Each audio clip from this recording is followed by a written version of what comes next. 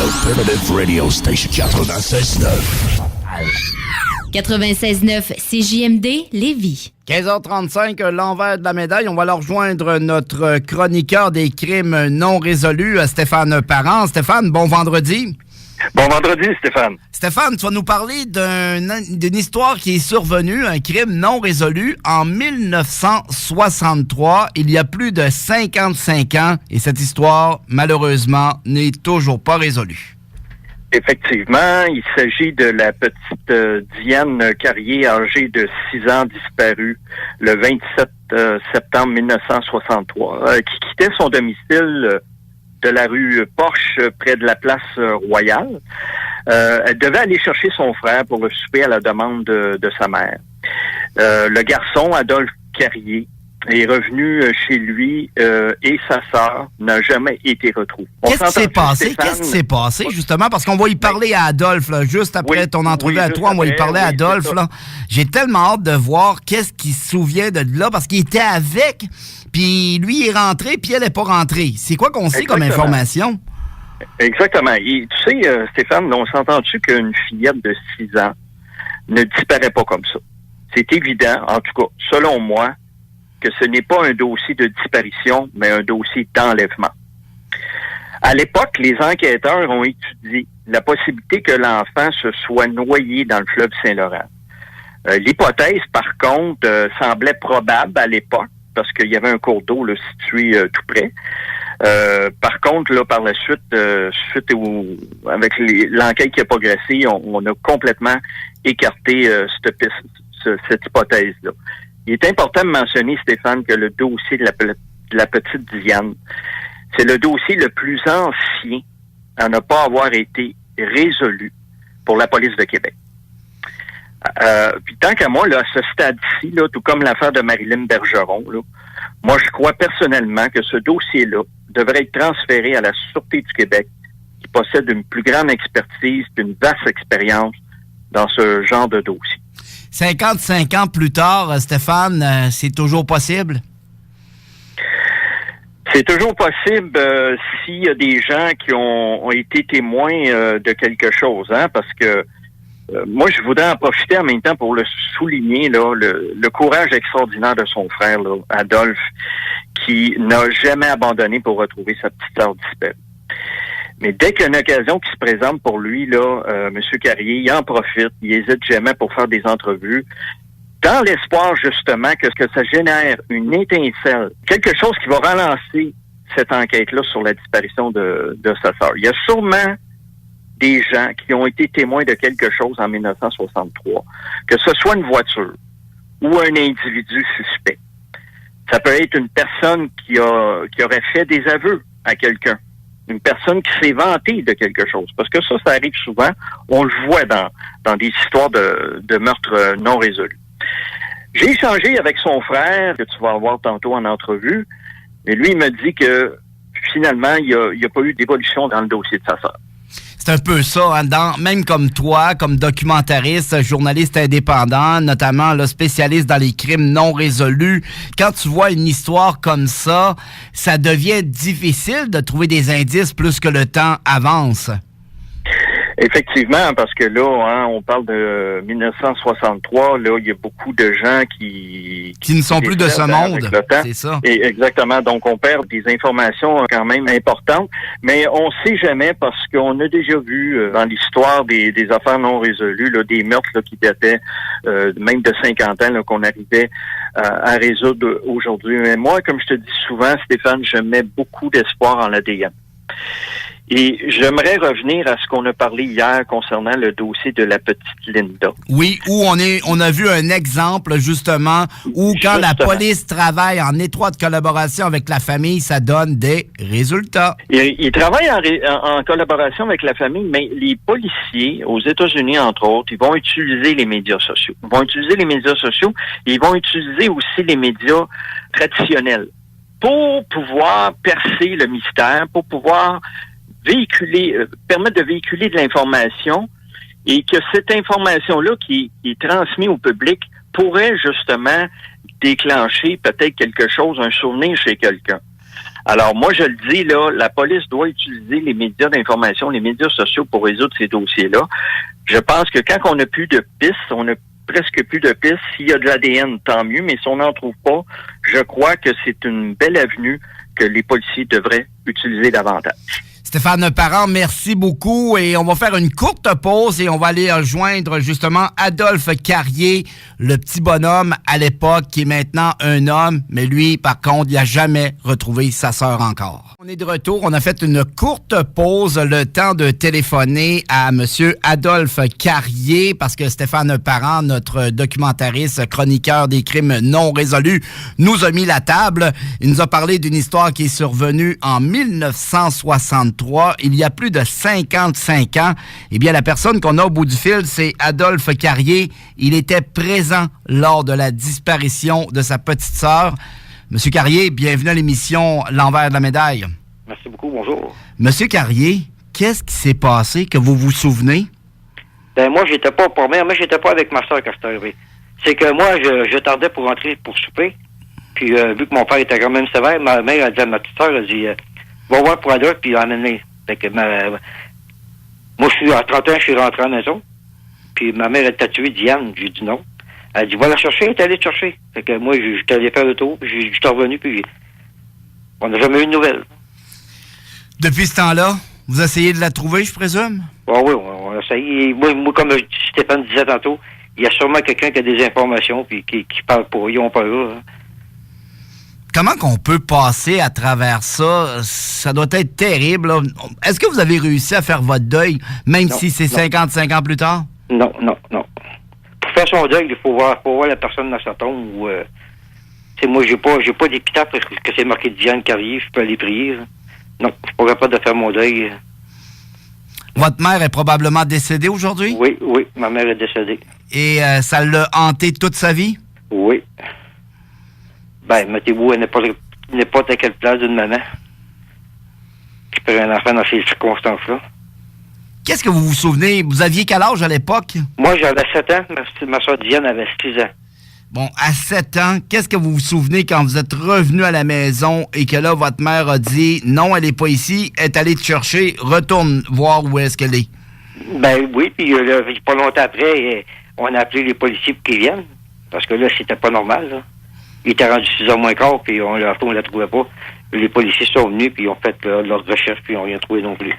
Et là, un petit bonhomme de 7 ans, il retourne, je présume, là, qu'il cherche, que vous avez cherché constamment avec la famille.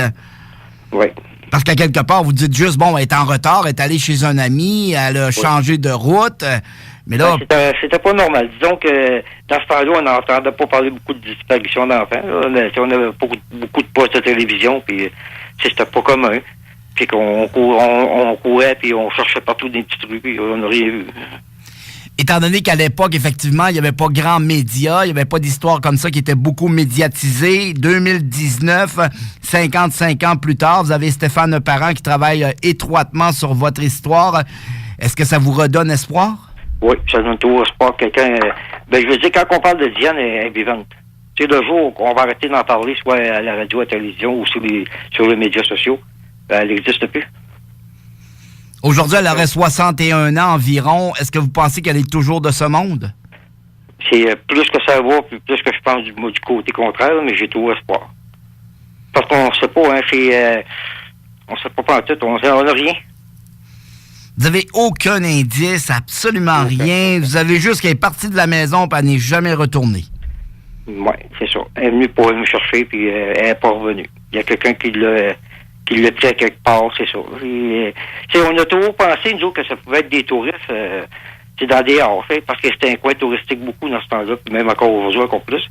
Mais avec le temps, on entend parler, parce qu'on fait nos petites enquêtes, nous aussi, personnellement, on est en train de se demander si ça pourrait pas être quelqu'un du quartier. C'est souvent ça qui arrive, puis on se demande si c'est pas quelqu'un du quartier qui aurait fait cette affaire-là. Parce que moi, j'ai fait ma petite enquête, puis j'ai demandé, comme la famille, il y avait une petite épicerie breton, puis ils nous connaissaient tous, puis ils n'ont jamais vu passer dans ce coin-là. Ils n'ont pas vu qu'on passait dans l'autre bord, puis pas aller loin avant de se surprendre. Hein. Non, est-ce que la distance était longue entre la maison et l'école? Non. C'est 4-5 minutes à pied.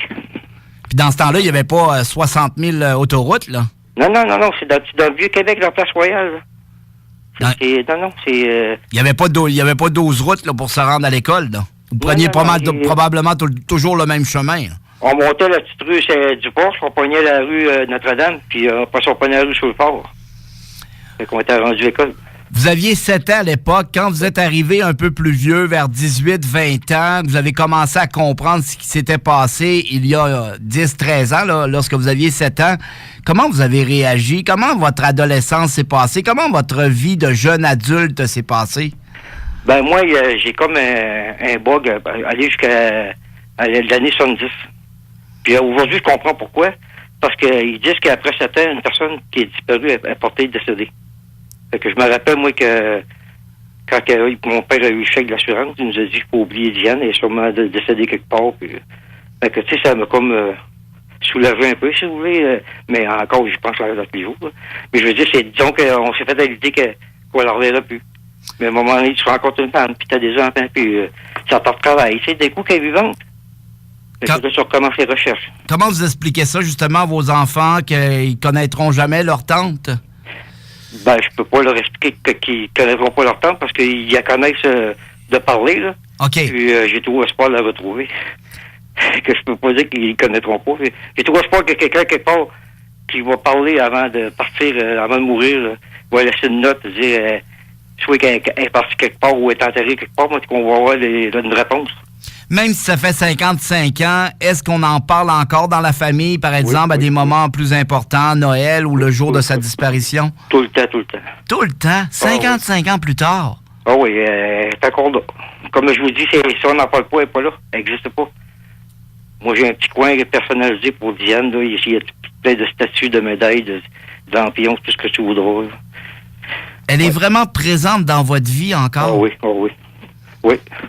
La preuve, c'est que ça me faisait plaisir aujourd'hui de pouvoir vous parler pour que le monde prenne connaissance du dossier, ceux qui ne connaissent pas, puis qu'on ne sait jamais, hein, ça prenait qu'une personne pour parler. Là. Exactement. Ça, c'est sûr qu'on ne sait jamais, parce que même si ça remonte à plus de 55 ans, il y a certainement quelqu'un qui a vu quelque chose ou entendu quelque chose. L'histoire qu'elle se soit noyée? Ben moi, je crois pas à ça, parce que mon père était très sévère, puis j'étais défendu d'aller sur le bord du fleuve. Ça, c'est... Puis je demandais à la plupart des jeunes de cet âge-là qui étaient dans ces années-là, là, il n'y avait pas le droit. Il fallait avoir au moins 10-11 ans pour pouvoir aller un petit peu à la pêche avec un adulte plus grand. On n'avait pas le droit. C'était sur le bord du fleuve Saint-Laurent. Est-ce que vous repassez encore dans ce coin-là? Oui, je vois de temps en temps, oui. Est-ce que vous la sentez? Ben, la santé, pas vraiment. J'espère qu'on demeurait quand Diane est disparue, c'est le parc UNESCO. Ah, c'est ça, hein? C'est vraiment, même les lieux physiques ne sont plus là, hein? Non, c'est ça. La maison n'est plus là, puis... Ça aide un peu, par contre, à passer à autre chose, mais pour vous, ça semble vraiment difficile. Avez-vous demandé de l'aide? Avez-vous de l'aide à cet effet-là? Ben, pas. J'ai l'aide. Je peux appeler encore retour n'importe quel temps, que ce soit un samedi, un dimanche. Ils vont toujours être là pour me répondre, que ce soit 1h le dimanche matin, n'importe quoi. Ils vont toujours être là pour me répondre. Vous êtes un homme, à l'époque, si on remonte il y a 55 ans, un homme, c'était fort, ça pleurait pas. Est-ce que vous pleurez encore? Oui. Oui, ça m'arrive. Ben, tu sais, comme on dit, quand tu pleures, que tu étais trop fort longtemps, ben, c'est ça. À un moment donné, pour que tu laisses aller, pour que tu te laisses aller, parce que quelqu'un m'en parle, là, puis je deviens émotionnel, j'ai des émotions assez vite, merci. Est-ce qu'à quelque part, vous avez eu un sentiment de culpabilité? Ben oui. Là, encore un peu. Pourtant, c'est pas de votre faute. Ouais, je sais bien, mais en tout cas. C'est que, en tout cas, j'ai pardonné à mon père et mon père me disait souvent, c'est de ta faute, et elle me disait, chercher, c'est de ta faute. En tout cas, j'ai pardonné. Fait que je veux pas sauter par-dessus ça. J'ai avancé ses épaules. On vous a déjà accusé que c'était de votre faute? Ouais, mon père, il était souvent en boisson, puis il me disait, c'était de ma faute quand j'étais jeune. Ça, c'est encore plus difficile, hein? C'est comme ancré dans ma tête, là. Fait que... Mais non, c'est sûr. Aujourd'hui, j'ai pardonné, puis regarde, il est mort, puis si ça peut y aider en haut, tant mieux pour lui. S'il peut nous aider pour toi et Diane, tant mieux. Tantôt aussi, vous me disiez, quand je fais le poids, là, ben moi, mon policier là, qui s'occupe du dossier, je peux l'appeler à peu près n'importe quel temps on peut se parler là, une demi-heure, une heure. Il suffit d'appeler son cellulaire personnel. Puis on se parle assez souvent, merci. Puis j'en parle autour, j'ai les autres. Puis j'ai ma famille. Aimeriez-vous que la Sûreté du Québec prenne en charge ce dossier-là? Ben moi, je peux vous dire que le policier que je travaille avec, c'est ici à cœur parce qu'il me disait qu'il voulait prendre sa retraite dans une couple d'années, là, puis qu'il aimerait beaucoup résoudre ce dossier-là avant de partir. Mais là, moi, je peux pas parler pour avoir la Sûreté du Québec. Ce serait peut-être plus lui qui pourrait vous en parler. Mais moi, je trouve qu'il fait bien la job, là, mais je sais pas. Je sais qu'ils travaillent ensemble des fois. Ben, c'est juste parce qu'ils ont plus d'expertise puis ils ont plus d'expérience. Tu sais, vous comprendrez qu'un corps municipal, il y a peut-être 2 meurtres par année à résoudre. La Sûreté du Québec en a peut-être 20, là, voyez-vous. Ben là, on va dire à 3 cette année. Bon, exactement. Des fois, non, c'est des policiers comme moi, je suis un capitaine, fait que il y a beaucoup d'expérience, puis il étudie là-dedans. Les enquêteurs, là, ils s'appellent pas enquêteurs pour rien. Peut-être que j'ai pas eu affaire avec la Sûreté du Québec, je peux pas parler. Mais je sais que le policier que j'ai en ce moment, il fait très bien le job. Si les autres, ils considèrent qu'il peut avoir un contact entre les deux autres, entre les deux pour pouvoir, tant mieux si c'est pas mieux. Mais je peux pas dire que mon policier et les policiers de Québec font pas le bel job pour le moment. Adolphe Carrier, merci d'avoir accepté l'invitation et croisons-nous les doigts, peut-être quelqu'un, quelque part, finira par parler pour vous permettre à vous, à vos proches, de faire votre deuil. Oui, merci beaucoup. J'avais quelque chose d'important à dire. Allez-y. C'est les gens là, qui savent quelque chose, là, ayez pas peur d'appeler la police. Les policiers sont là puis attendent juste vos appels pour travailler. Fait qu'ayez pas peur, ils vous disputeront pas, là, il n'y a aucun danger avec ça, là. Ayez pas peur, gardez pas ça pour vous, là, puis partir avec le secret, là. S'il y a quelque chose, vous pouvez envoyer anonymement, vous pouvez laisser ça une lettre quelque part, une boîte, n'importe quoi, là. Mais ayez pas peur de communiquer avec la police pour dire des renseignements, dans n'importe quel dossier, que ce soit de ma soeur ou d'une autre personne de disparue ou ayez pas peur de parler. Monsieur Carrier, merci beaucoup. C'est moi qui vous remercie beaucoup, hein. Merci. Bonne journée. Merci. Bye. The Alternative Radio Station 96.9.